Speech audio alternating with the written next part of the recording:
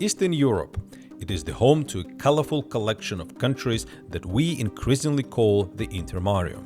The Intermarium is the land between Western Europe and Russia that is surrounded by three seas: Baltic, Black, and Adriatic. The name Intermarium literally means between the seas. And although they have very diverse backgrounds, the countries of the Intermarium evolved throughout the history while being influenced by similar geopolitical forces. Almost like swords that were forged in the same furnace, they became a group that has a certain level of shared destiny. Geographically, the Intermarium is split by the Carpathian Mountains into two parts. The northern part, that occupies the European plain, acts as a highway access from Eurasia into the heart of Europe, the route that was traditionally fenced by various trespassing armies. This plain has a small but important offshoot in the south that allows it to access the Balkans and connects it with the southern part of the Intermarium. The southern part is often called Danubia, from the major Danube river that flows through it. The northern part doesn't really have a name, sometimes being called borderlands or even bloodlands, as immortalized by the historian Timothy Snyder. But we shall call it with an Eastern European word, Frontovia, a doorway into Europe, a front line between Europe and Eurasia, with Wallachia connecting the two parts. Historically, two main entities tried to represent the Intermarium among big players. First, the North produced the Polish-Lithuanian Commonwealth that dominated those lands in the 16th, 18th centuries. Then its fallen banner was picked up by the Habsburg monarchy in the south that transformed into Austria-Hungary, whose high time lasted all the way until the First World War. Poland-Lithuania produced such countries as Belarus, Poland, Ukraine, Lithuania, Latvia, Estonia, and partly Moldova. Austria-Hungary, besides the Austrian part, influenced the formation of Hungary, Slovakia, Czech Republic, Slovenia, Croatia, Bosnia, Serbia, and Romania. But it also profoundly affected the return of the newly independent Poland and Ukraine. The most central role in the Intermarium is played by four modern countries: Poland and Ukraine in the north, and Hungary and Romania in the south. If you control them, you control the Intermarium. In a way, those two pairs are somewhat similar, where one player represents the old, previously dominating force, and the other player represents the new rising force. Obviously, these relationships are as complex as mutually dependent. Geography is your destiny, and the destiny of the Intermarium is currently decided on the battlefields of Ukraine. In the existential rivalry between Ukraine and Russia, the unspoken but critical role is played by Belarus. And geography transforms this impact into a powerful potential chain reaction. In any attempt to attack Ukraine, it is absolutely crucial for Russia to have Belarus on its side. Eating your way through eastern Ukraine is a daunting and unbearable task, but Belarus opens easy and quick access to the Ukrainian capital Kyiv. And most importantly, this access already goes along the western side of the major Dnieper River, allowing to avoid the monumental crossing effort. This is besides the fact that with another attack from Belarus in direction of the Carpathian Mountains, you can completely cut off Ukraine from any western supplies. The option that was surprisingly not used by Russia in the current conflict due to already overstretched Russian forces. It was long speculated that Belarus army was supposed to use this attack line to help the Russians, but this help never materialized and the Russians had to eventually retreat from Kyiv. Yet the mistakes of Russia and the cat-and-mouse games of the Belarusian regime do not remove a simple fact. Geographically, Belarus holds the keys to Ukraine. And if Ukraine falls, Moldova falls, and this opens the access to the Wallachian backdoor, the access which conveniently includes the Romanian capital Bucharest. At the same time, the European superhighway from Belarus and Ukraine makes the defense of eastern Poland into a mission impossible. Again, conveniently, the Polish capital Warsaw is in the striking distance from its eastern border. Thus, the collapse of Ukraine makes the collapse of Romania and Poland practically unavoidable should Russia choose to attack either one of them. And control of Romania opens the access to the Pannonian Plain, where Hungary will be defenseless, eventually followed by Slovakia and the Czech Republic. The rest of the Intermarium will become just a nuance. If this scenario reminds you something, it is because it was already implemented once. During the World War II, the Soviet army marched into Eastern Europe in a somewhat similar fashion. After liberating Eastern and Western Ukraine as well as Belarus, yes, this Belarus-Ukraine connection goes both ways, it resupplied its army with new recruits from these territories, and the first place it moved into next was Romania, through the Wallachian backdoor. This made Hungary an easy target down the Pannonian Plain. And only after that, the Red Army moved on Poland and Germany in a major effort, with Prague being the very last destination of its continental assault. Summarizing it, Poland and Romania hold the keys to the control of the Intermarium. Ukraine holds the keys to Poland and Romania, while Belarus holds the keys to Ukraine. These outlines the special role that Belarus plays in the region and why its developments are so important for the future of the Intermarium. Unfortunately, today, instead of recognizing Belarus for the architecture of its Gothic castles, Baroque cathedrals, and vice versa, we recognize it for its lasting dictator, its massive, largely peaceful protests, mirrored by grotesque brutality of its riot police, and until recently, the booming IT sector which produced some of the world's leading video games and software. To understand potential threats and developments of Belarus, we need to look into the current state of this land a little bit more. Let's begin with the economy. Stereotypically, some people expect that because Ukraine is Western-oriented, it must be more advanced than Belarus. But is it really so? For the sake of clean comparison, let's take the data before 2014, meaning before the first phase of the war between Russia and Ukraine, which began with the occupation of Crimea, and before it made any impact on the numbers. After the collapse of the Soviet Union, Belarus began with a pretty low start.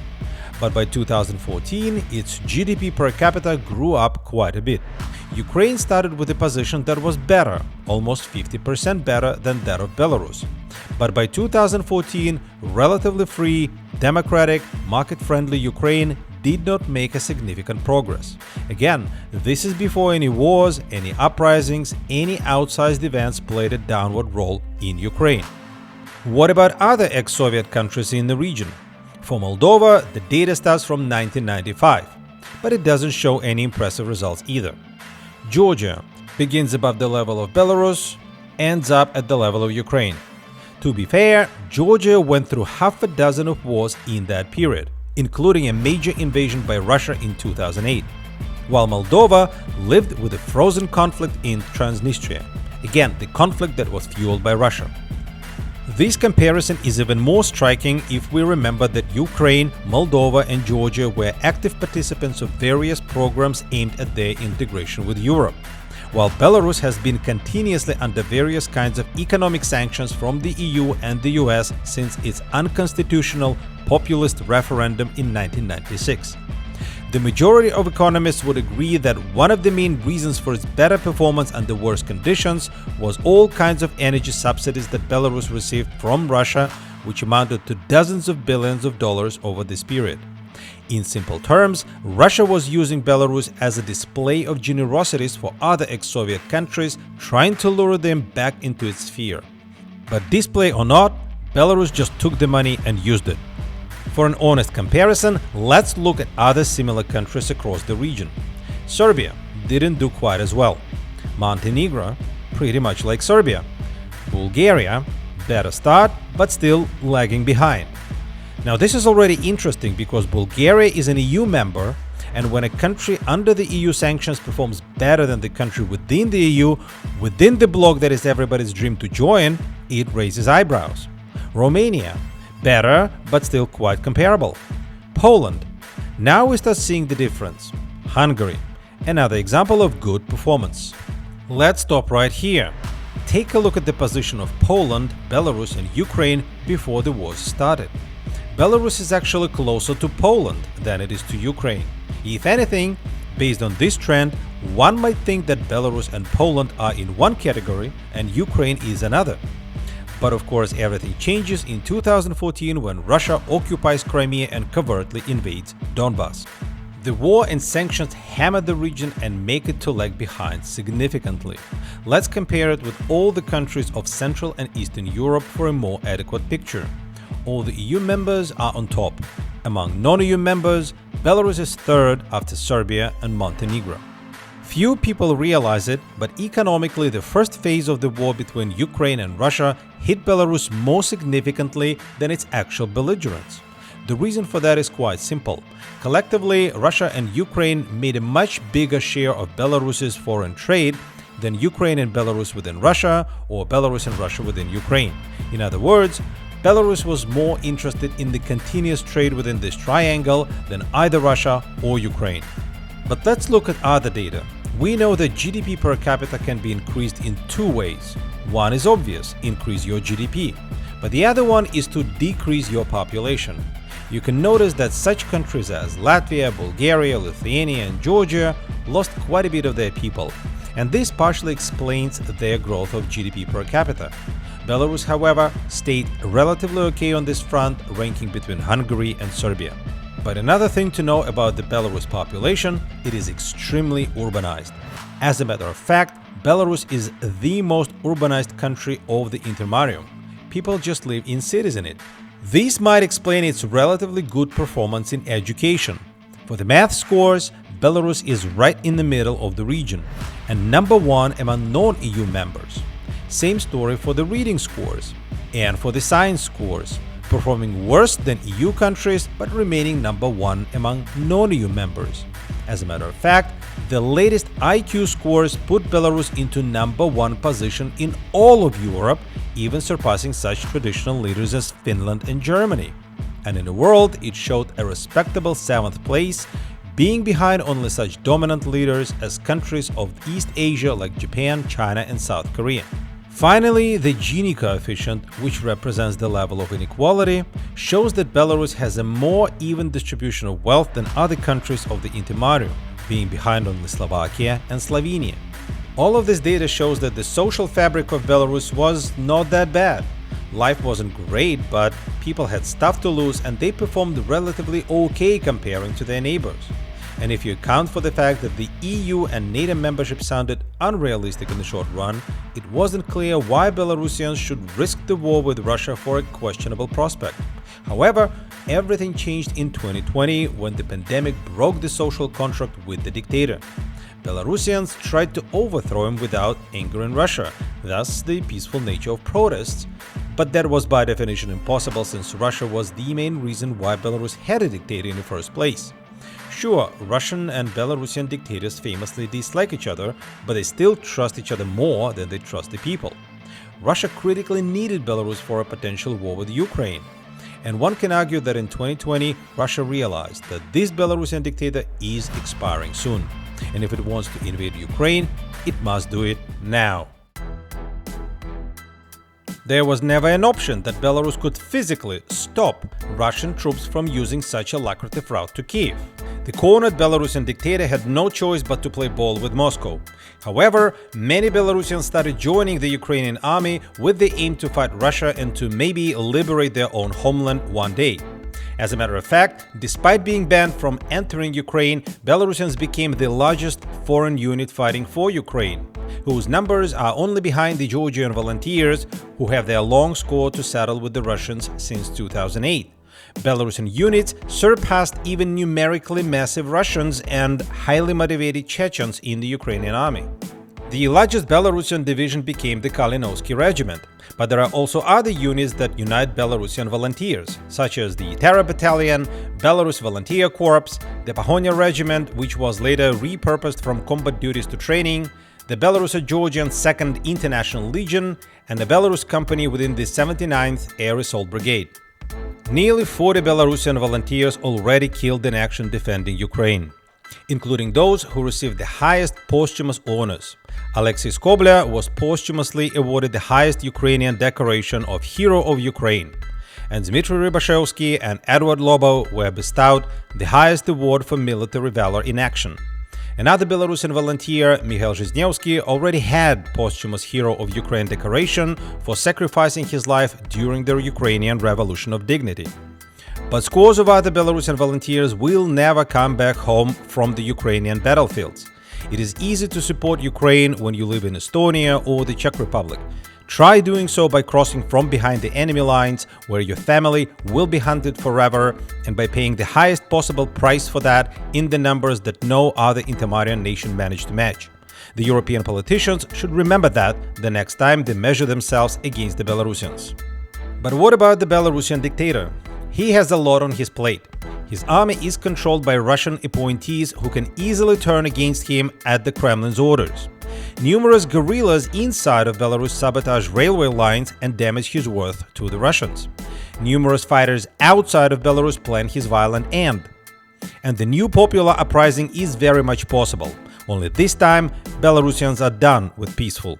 As the Russian tanks rolled on Ukraine and the Russian missiles started massive firings from the Belarusian territory, Lukashenko could only watch powerless. He couldn't anger the Russians, but he didn't want the Ukrainians to mess up his backyard either. Yet, despite having sufficient capabilities and ample justification, Ukrainian command never shot a single missile back into Belarus, even though it had no problem doing so at the Russian territory. More so, it put a lead on the Belarusian units inside of Ukraine, limiting their growth and restricting operations against Belarus. All while Russian units made numerous attacks deep inside of the Russian territory. Belarusian regime used the excuse of the possible attack by the Free Belarusian regiments to place minefields at the border with Ukraine, which also conveniently restricted Russian moves in direction of Ukraine without asking the Belarus dictator first. It looks like the Belarusian volunteers became a useful pawn for both Ukraine and Belarus in the cat-and-mouse game with Russia and each other. Finally, it is a mystery which arguments the Belarus dictator used, but somehow Russian missiles stopped flying from the Belarusian territory for more than a year. For this reason, it is probably not surprising that when the Polish journalist uncovered that someone is lobbying inside of the European corridors to prevent certain sanctions against Belarus, this someone turned out to be the Ukrainian government. Confusing? Not really. This is what top Ukrainian commanders and officials say about the Belarus dictator. What is the role played by Lukashenko in this war? Can you specify? Well, he is wiggling. That's what I can say. He is wiggling. Does he succeed in it? Yes, he succeeds. He totally succeeds in it. If he wasn't so shrewd, we would be having a war with Belarus by now, as well as the Russians would be using their territory like their own.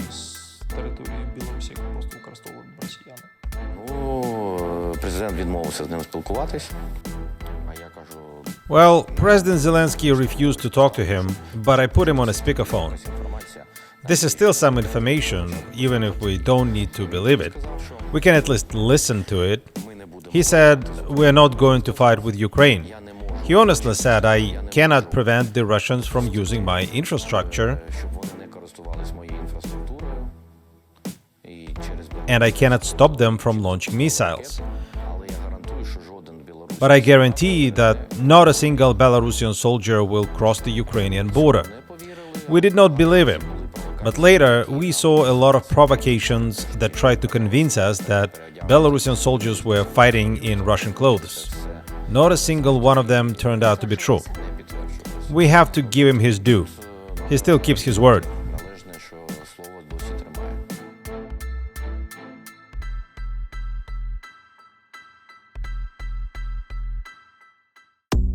The maneuvers of an aging dictator are not dissimilar in their nature from other characters in the region. Hungarian Viktor Orban doesn't have brutality of Lukashenko, but he knows they are both playing a similar East-West game. While Slovakian Robert Fico and Serbian Alexander Vučić never hesitate taking another page from the exactly same playbook. Milking big powers while cementing the rule at home has been the survival strategy of local lords in the Intermarium for centuries. Belarusian dictator buys himself a degree of freedom by repaying Russia with orchestrating a migrant crisis, giving away his weapon stockpiles, helping to resolve the Wagner drama, and of course, beating his own population away from any pro-Western thoughts. However, the main question for any democratic contender in Belarus is not how to overthrow Lukashenko. That in itself is not the top challenge. But what is your plan for an inevitable and practically immediate war with Russia? And there are zero questions that Russia will come with a war, regardless of your sugarcoating or the regime in Moscow for that matter. Anyone who paid attention to the wars in Georgia, Tajikistan, Azerbaijan, Moldova, Chechnya, Ukraine, and other places knows that Moscow will not make you wait for long. The only armies that have a chance of stopping Russia in this region are Ukrainian, Polish, or NATO. But none of them has any intent of crossing the Belarusian border to put their lives on the line for any Belarusian uprising. The truth is that neither Ukrainian, nor Polish, nor wider NATO soldiers are coming. Belarusians know that. They know they are one-on-one with Russia. Their cities will burn, and their country and its population will become an epicenter for projecting more wars across the region. So they need to be smarter than that. They need to play a long game. For now, the crumbling dictator whose oprichniks torture and kill people without hesitation, out of his pure self-interest, manages to provide that missiles don't fly, the Belarusian army is absent from the battlefields, the cities and the infrastructure of the country are intact, and the population is largely unaffected. No one knows what's next, and everyone's strategy is just to wait. Wait for the Russian power to keep melting away in the steppes of Ukraine. Geography put Belarus and Ukraine between two massive powers that are increasingly at odds with each other. Through a complex chain of events, Ukraine ended up on one side of this fence and Belarus on the other. Yet it would be a mistake to think that these two countries just follow the current created by those massive neighbors. If anything, it is those massive neighbors who often complain about the need to react to the events on the ground in the Intermarium. Russia is no happier about having Belarus on the map than about seeing Ukraine on it. Yet it allows Belarus to manifest exactly those things that it is trying to take away from Ukraine, like statehood and borders and a level of official non-Russianness. At the end, the Belarusian virus on that side of the fence might prove to be more dangerous to the struggling empire than the Ukrainian wound. The flow of time inevitably leads us to the point when all bets will be off in Russia. And the example of Belarus might just give the exact off-ramp that all kinds of players will be looking for, paving the road to a completely new Eurasia and to the future of the Intermarium that wasn't possible in centuries.